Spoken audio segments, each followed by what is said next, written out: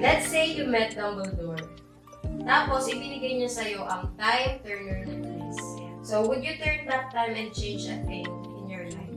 Yung sa pag-aaral pa rin. Kasi yung talaga yung kumbaga number one na pinangarap ko din na hindi ko rin ako. Priorities ko ng college. Kasi pa-prioritize ko yung mga bagay na kailangan prioritize kasi dun sa mga bagay na i-prioritize ko ng time. Pumasok bigla sa akin yung regrets. Ngayon, oo, babaguhin ko. Kahit mabago na yung ngayon. Ako din, may babaguhin din ako. Yung sa pagkabata ko na yung pagiging mahihayin. Yun pa rin talaga kasi malaki talaga. Kung napapansin nyo, lagi ko siyang minamention kasi talagang napakalaki ng impact niya, ng effect sa pamumuhay ko.